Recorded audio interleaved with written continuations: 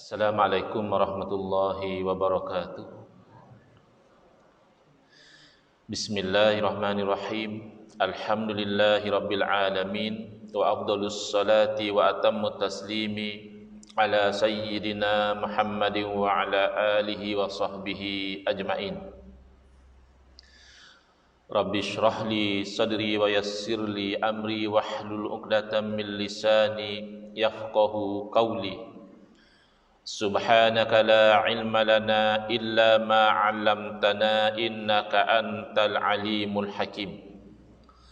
Allahumma akhrijna min zulumatil wahmi wa akrimna binuril fahmi waftah alaina bima'rifatil ilmi wa sahhil akhlaqana bil hilm waj'alna mimman yastami'una al-qawla fayattabi'una ahsana.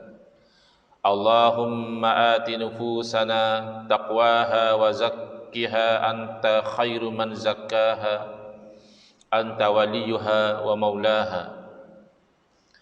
Allahumma arinal haqqa haqqan warzuqna ittiba'ah wa arinal batila batilan warzuqna ijtinabah. Amma ba'd. Alhamdulillah, muslimin, muslimat, hadirin hadirat yang saya hormati, moga-moga kita semua dirahmati dan diberkati oleh Allah Subhanahu wa taala, khusus kepada para alim ulama, para ustaz, tuan imam, pengerusi ahli jawatan kuasa dan sekalian jamaah yang hadir pada pagi ini, untuk kita sama-sama mengisi sedikit masa berkaitan tentang perkara yang sangat penting di dalam kehidupan kita, iaitu akidah. Saya diminta menyampaikan kuliah subuh dengan tajuk Akidah Ahli Sunnati wal Jamaah mendepani cabaran-cabaran semasa. Akidah daripada perkataan asal yang terdiri dari 3 huruf, Ain, Qaf, Dal. Aqadah bererti mengikat atau menyimpulkan. Sebab itulah akad nikah itu disimpulkan antara ijab dan qabul. Tetapi yang dimaksudkan akidah di sini adalah simpulan-simpulan keyakinan, keimanan yang ada di dalam hati seseorang yang tidak akan terungkai lagi, ya. Kan itu adalah keyakinan.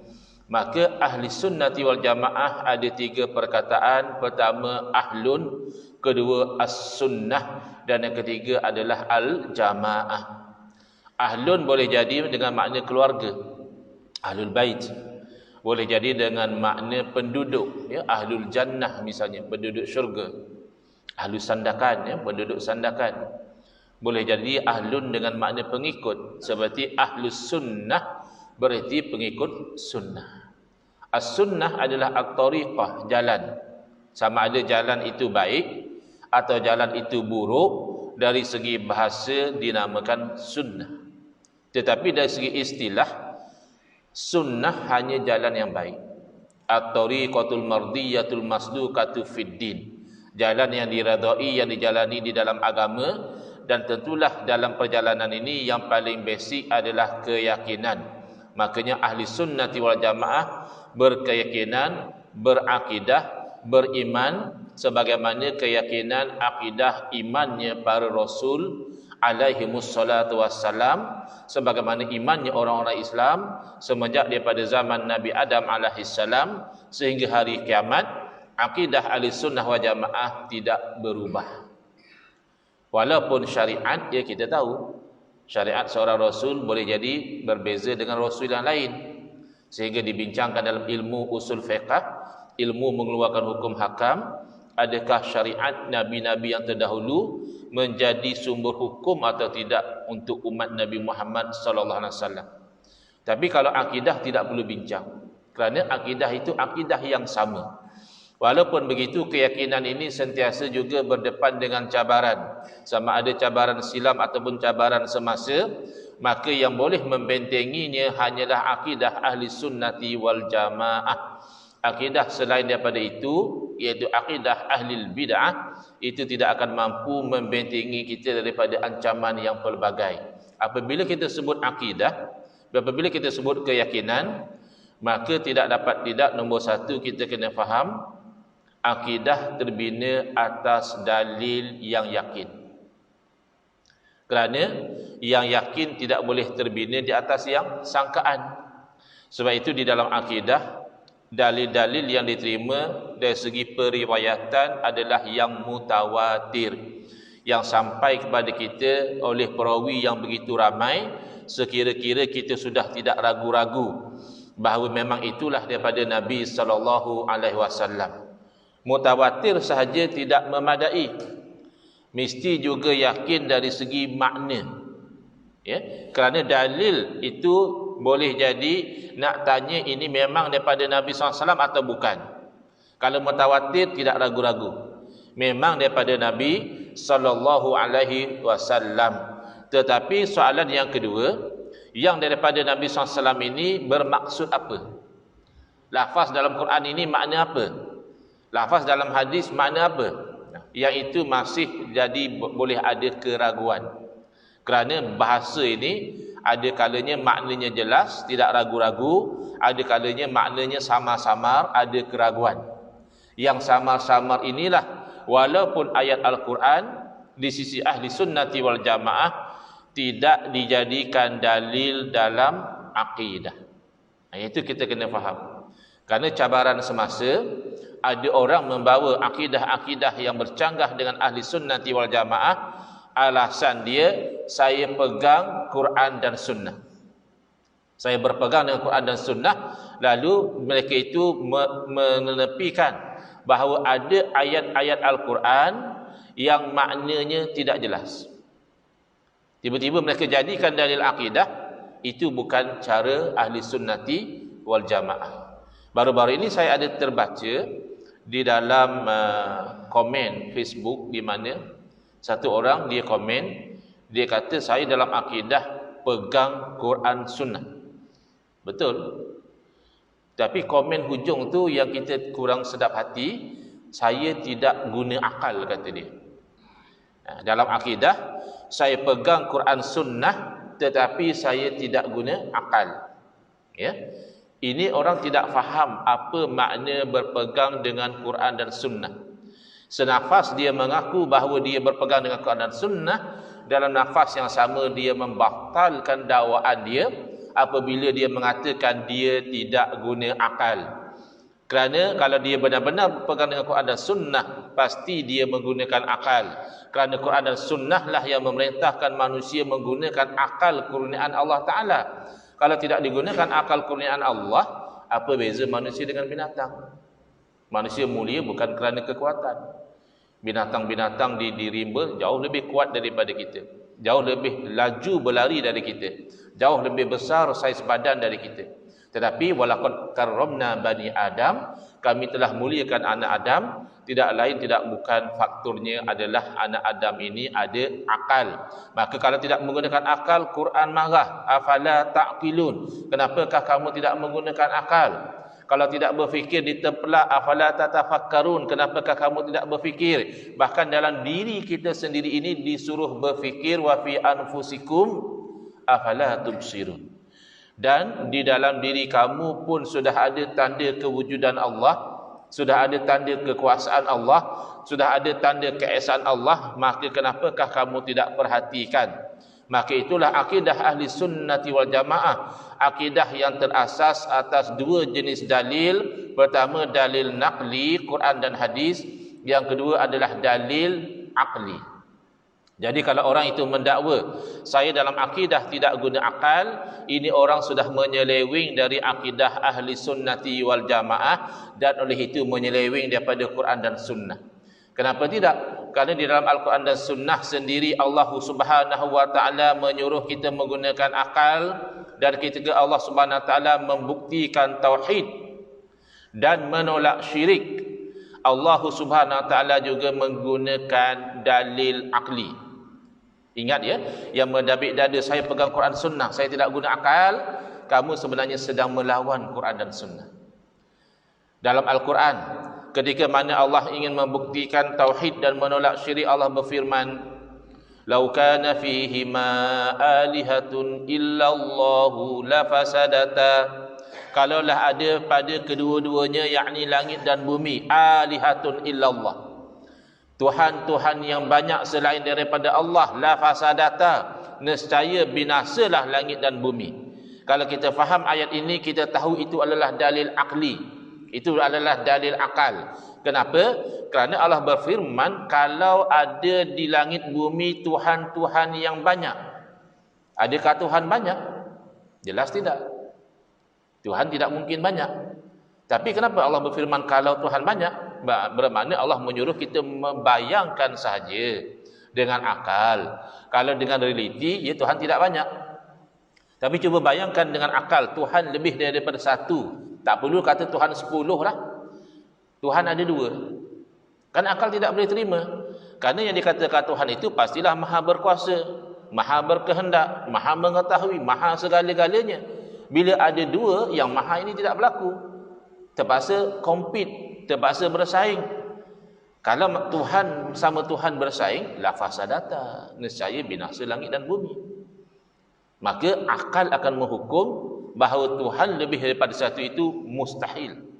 Kalau Allah Subhanahu Wa Taala sendiri menggunakan dalil akli dalam akidah, kenapa kita menjadi sombong? Saya ini Quran hadis, saya tidak pakai akal. Ini tidak faham. Yang kedua, menggunakan dalil akli dalam akidah, dan ini mampu mendepani cabaran semasa. Sekarang orang etis, ya, orang free thinker, orang itu ini, konon mereka menggunakan akal. Kalau kita umat Islam dari awal mengatakan kami tidak guna akal, daripada awal kita sudah kalah sebelum berjuang. Menggunakan akal dalam akidah adalah sunnah para rasul. Nabi Ibrahim alaihissalam ketika ingin membuktikan tauhid kepada Namrus, kerana Namrus adalah orang musyrik level grade A. Dia bukan setakat syirikkan Allah, dia sendiri mengaku dia Tuhan. Lalu ketika Nabi Ibrahim AS ingin membatalkan dakwaan Namrus, Nabi Ibrahim AS membawa dalil-dalil akal. Akal yang sihat. Selama-lamanya tidak boleh menerima kalau Tuhan itu lemah. Ya, Tuhan pun tak boleh nak buat apa. Macam mana berlaku banjir? Bukan Tuhan nak jadi banjir, tapi Tuhan pun tak mampu nak halang banjir. Tak mungkin. COVID-19 ni sebenarnya Tuhan tak nak berlaku, tapi ialah Tuhan pun tak mampu nak halang COVID-19. Tak mungkin. Akal yang sihat tidak akan boleh menerima Tuhan lemah. Maka orang yang percaya ayah pin Tuhan, itu akal sudah tidak sihat. Ayah pin kan lemah. Dalilnya kalau tak makan nasi, ayah pin lemah. Bila ayah pin makan nasi, dia sakit perut. Bila ayah pin sakit perut, dia ke tandas. Bila pergi ke tandas, ada orang, dia ketuk pintu, cepat sikit, saya nak buang air. Macam tu ke Tuhan? Menunggu di luar tandas kalau nak melepas, tak mungkin.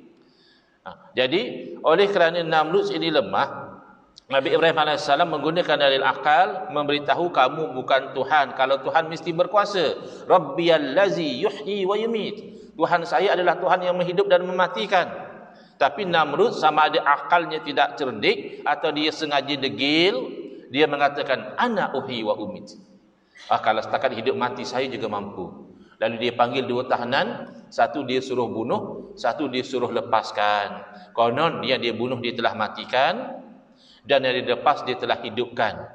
Itu istilah orang kita panggil itu loya buruk. Main-main, ya. Sebab yang dia lepaskan itu sudah hidup, bukan dia yang hidupkan. Maksudnya hidup daripada tiada.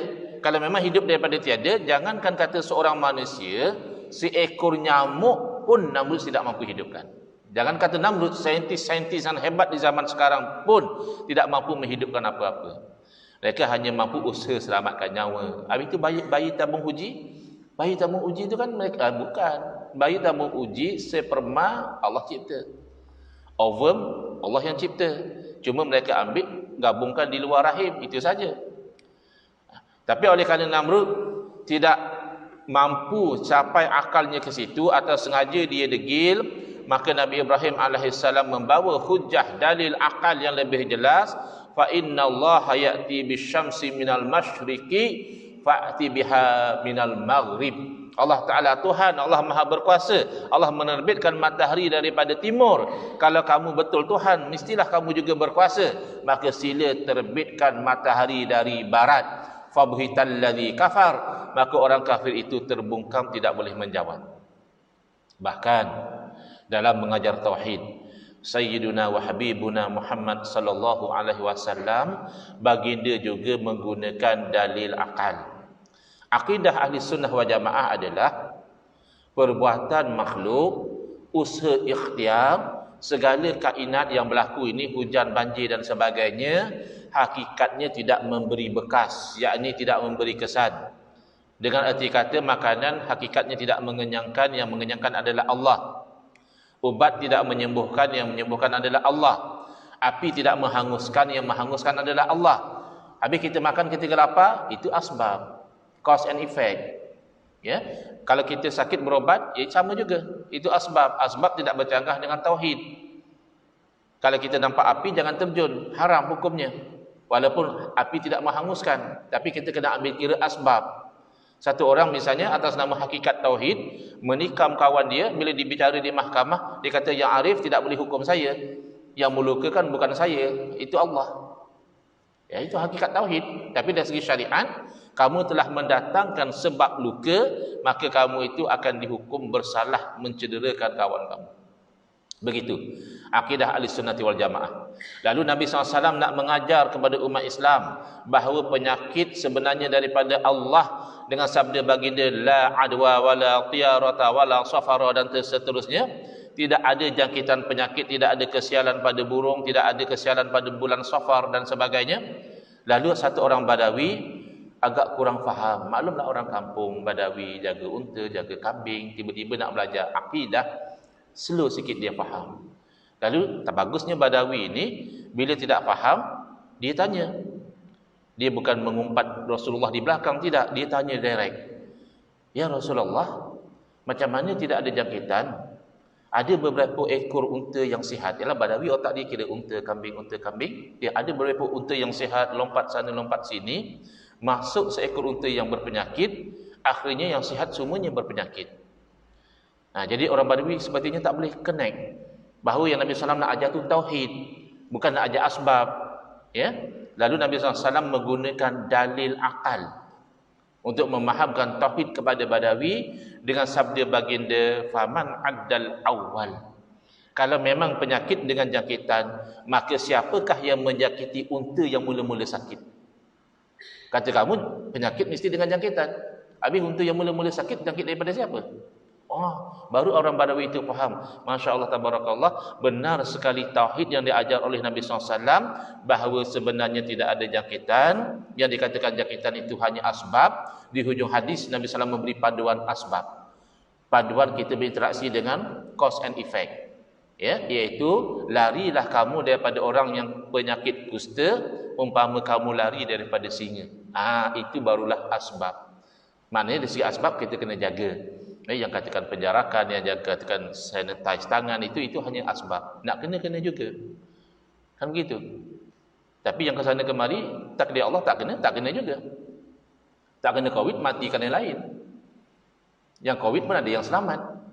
Jadi ini akidah Ahlussunnah wal Jamaah, seimbang antara dalil akal dan juga nakal. Tidak akan berlaku dikatakan akal itu mencanggahi nakal sepatutnya, kecuali akal sudah tidak sihat. Baik, kemudian akidah Ahlussunnah wal Jamaah ini telah dipermudahkan oleh para ulama dengan apa yang disebut sebagai pengajian sifat 20. Hati-hati, cabaran di zaman kita ada orang anti kepada sifat 20. Kerana kata dia ini adalah ilmu yang bid'ah. Tidak ada di zaman Nabi SAW. Ya betul. Penyusunan ilmunya memang tidak ada. Kerana seumpama sahabat-sahabat Nabi tidak perlu mengaji sifat 20 untuk faham tentang Allah Ta'ala. Memadai apabila membaca Bismillahirrahmanirrahim, Qul huwallahu ahad. Katakanlah Allah Maha Esa. Tentu sahabat faham. Esa dari segi zat, esa dari segi sifat, esa dari segi af'al. Allahus samad. Qul huwallahu ahad. Allahus samad. As-samad adalah tempat pergantungan. Segala-gala perlu kepada Allah. Kalau segala-gala perlu pada Allah, pastilah Allah Maha berkuasa, pasti Allah Maha berkehendak, pasti Allah Maha mengetahui. Ya. Lam yalid, Allah tidak beranak, berarti ya Allah itu kekal. Kita ini binasa tapi diteruskan oleh zuriat kita. Walam yulad, dan Allah tidak diperanakkan, berarti Allah bersifat kidam. Kita ada permulaan bagi wujud kita, tapi bagi Allah tidak ada permulaan. Tapi apabila umat Islam telah berkembang, tentulah kebolehan umat Islam yang baru masuk Islam ini tidak seumpama kebolehan sahabat-sahabat Nabi yang berguru dengan Nabi SAW, lalu dipermudahkan oleh para ulama, sebagaimana para ulama memberitahu kepada kita rukun sembahyang 13 perkara. Pertama niat, kedua berdiri, ketiga takbiratul ihram. Mana ada sahabat belajar sembahyang macam itu? Pertama niat, kedua berdiri, tidak ada. Tapi adakah bermakna rukun sembahyang 13 perkara itu tidak betul? Itu kan hanya penyusunan. Ilmu tajwid, pernah dengarkan sahabat Nabi belajar ini ikhfa, ini izhar, idgham bi gunnah, idgham bila gunnah, mad asli dan sebagainya? Tidak ada. Tapi adakah bermakna sahabat tidak tajwid ketika membaca Al-Quran?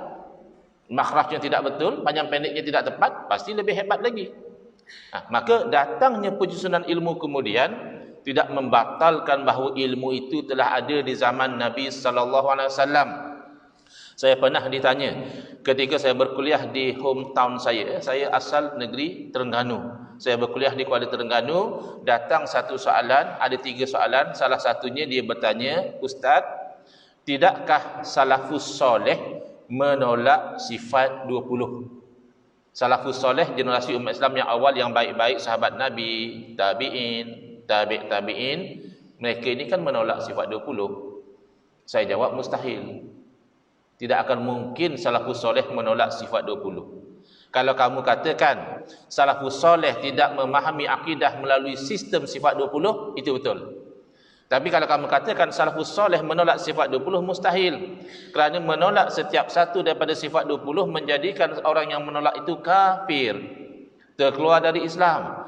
Bahkan ada orang pernah bertanya kepada guru saya, Kiai Idrus Ramli hafizahullah ta'ala, tanya dia, "Pak Kiai, Pak Ustaz, benar atau tidak bahawa sifat 20 ini sebenarnya adalah ilmu falsafah orang Yunani?" Jawab beliau, kalau betul orang ilmu falsafah Yunani mengajar sifat 20, maknanya mereka orang beriman. Maknanya mereka orang bertauhid. Kerana apa sifat 20? Pertama, Allah wujud. Mengatakan Allah tidak wujud, kafir. Dan ini penting untuk menepani golongan etis. Golongan etis mengatakan bahawa Allah tidak wujud. Kenapa tidak boleh dibuktikan? Siapa kata tidak boleh dibuktikan? Kamu yang menganggap tidak boleh dibuktikan, padahal diri kamu itu sendiri bukti kewujudan Allah. Pertama, kamu dahulu tidak wujud, kemudian baru kamu wujud. Setiap yang dahulu tidak wujud, kemudian baru wujud, berarti diwujudkan. Kerana mewujudkan diri sendiri mustahil. Masjid tidak mewujudkan dirinya sendiri, kipas tidak mewujudkan dirinya sendiri. Bahkan tidak mungkin masjid wujud sebelum kontraktor yang bina masjid. Masjid Datuk Segam Indah ini dibina oleh seorang kontraktor yang akan lahir tahun depan. Tak mungkin. Pasti kontraktornya ada dahulu. Maka untuk mewujudkan, perlu wujud dahulu. Kalau sudah wujud, apa perlu lagi diwujudkan? Maka kita yang dahulu tidak wujud, sekarang baru wujud, berarti ada Allah yang mewujudkan kita. Cuma dalam bahasa sifat 20, dia bahasa yang agak sistematik. Dia kata apa? Alam ini berubah-ubah. Yalah, daripada tidak wujud jadi wujud, itu kan berubah. Daripada baby jadi kanak-kanak, itu kan berubah. Daripada kanak-kanak jadi dewasa, itu kan berubah. Setiap yang berubah-ubah pastilah baharu. Setiap yang baharu pastilah ada yang membaharukan dia. Yang membaharukan dia itu adalah Allah. Itu secara sistemnya. Tapi secara mudah fahamnya, alangkan seumpama reban ayam pun tidak wujud sendiri, takkanlah alam semesta, bukit, bukau, gunung dan lautan itu terjadi dengan sendiri. Itu mustahil. Mustahil itu akal menetapkan, disokong oleh dalil Quran dan Sunnah. Ya. Hari ini hari kerja kan, so tak boleh lama-lama. Saya akan tekan break dalam 5 minit lagi, bolehkah? Boleh ya? 5 minit lagi ya. Baik, yang kedua misalnya sifat kidam. Kidam artinya sedia. Jadi sedia ini kita tak faham lagi. Kidam iaitu berfungsi menafikan permulaan bagi wujud Allah. Allah wujud, ya. Kita wujud, ya. Tapi kita wujud ada permulaan. Dahulu tidak. Allah wujud tanpa ada permulaan. Jadi yang inilah ada ancaman semasa mengatakan Allah makhluk halus, Allah makhluk kasar, Allah terjadi daripada gelombang. Ya, kita ini ada gelombang, kalau gelombang kita baik maka terjadilah Allah. Ini semua cabaran semasa yang akan dibentengi dengan antivirus namanya kidam. Tapi kadang-kadang orang tak faham. Kalau kanak-kanak tak faham itu biasa. Kanak-kanak tanya mak dia, "Mak, Ini pokok, tupai, monyet, buah, siapa yang ciptakan? Mak dia orang kampung, mak dia jawab, Allah lah cipta. Anak dia pun pergi main, dalam 10-15 minit datang lagi. Kalau macam tu, mak siapa yang cipta? Allah. Ini kan soal kidam. Mak orang kampung, jawab pun jaga kampung. Kata mak dia, kamu ni pergi main. Takkanlah Tuhan pula kena cipta. Kalau kena cipta, bukan Tuhan lah namanya. Senang. Jawab cara kampung pun senang. Tapi dalam dunia akademik, kadang-kadang ada orang yang dia lebih kepada ingin mencabar. Kata dia, setiap yang wujud pasti diciptakan. Allah kan wujud. Maka nak tak nak Allah mesti diciptakan. Maka datanglah fungsi sifat 20 ini. Oleh kerana kamu cuba berhujah begitu, maka ulama-ulama ahli akidah mengatakan, kalau kamu mengatakan Allah tidak bersifat kidam, berarti Allah tu baru. Allah baru diciptakan. Kalau Allah baru diciptakan, mustahil. Kerana sama ada bersambung-sambung tidak putus-putus atau berpusing-pusing. Apa maksudnya? Kalau kamu tidak boleh terima Allah wujud tanpa ada permulaan, berarti Allah diwujudkan oleh siapa? Katakan Tuhan A. Tuhan A diwujudkan oleh siapa? Tuhan B. Tuhan B diwujudkan oleh siapa? Tuhan C. Akhirnya bersambung-sambung tak putus-putus. Tahu-tahu sudah masuk hospital jiwa. Tuan Haji sudah 2 minggu tak makan. Kenapa fikir siapa cipta Tuhan? Ya. Atau akan jadi pusing-pusing. Umpama orang yang masih kerja, siapa cipta Allah? Tuhan A. Siapa cipta Tuhan A? Tuhan B. Siapa cipta Tuhan B? Alamak nak masuk kerja. Allah lah balik, senang pusing. Mana mungkin macam itu? Maka menafikan kidam, menatijahkan perkara-perkara yang mustahil tidak kita yakin bahawa memang Allah wujud tanpa ada permulaan. Dan tak mungkin Tuhan binasa. Tak mungkin Tuhan sama seperti makhluk. Tak mungkin Tuhan berhajat kepada makhluk. Tak mungkin Tuhan tu banyak. Tak mungkin Tuhan tu lemah. Tak mungkin Tuhan itu terpaksa dan seterusnya. Maka hidupkan kembali pengajian sifat 20. Inilah yang menjadi akidah ahli sunnati wal jamaah, yang mampu mendepani ancaman-ancaman silam dan juga ancaman-ancaman yang akan datang, apatah lagi ancaman-ancaman semasa, insya-Allah. Jangan pandang lekeh. Ini ilmu kitab kuning. Apa masalah kitab kuning? Tak suka warna kuning, cetak warna putih. Tak suka warna putih, cetak warna biru. Yang penting isinya evergreen. Ya, isi akidah yang dipertahankan oleh Al-Imam Abu Hasan Asy'ari, Al-Imam Abu Mansur Maturidi. Kenapa Asy'ari Maturidi? Karena mereka yang mempertahankan akidah Nabi sallallahu alaihi wasallam selepas diuji oleh fitnah-fitnah Mu'tazilah, Qadariyah, Jabariyah dan sebagainya. Setakat itu hadza, wabillahi taufiq wal hidayah. Wassalamualaikum warahmatullahi wabarakatuh. Bismillahirrahmanirrahim. Alhamdulillahirabbil alamin. Wassalatu wassalamu ala asyrafil anbiya'i wal mursalin wa ala alihi wa sahbihi ajma'in. Allahumma shrah sudurana wa ahsin akhlaqana wa azim ujurana wa nawwir qulubana bi nuri hidayatika kama nataradu bi nuri syamsika abadan abada bi rahmatika ya arhamar rahimin. Walhamdulillahirabbil alamin. Amin ya rabbal alamin. Wal afu minkum.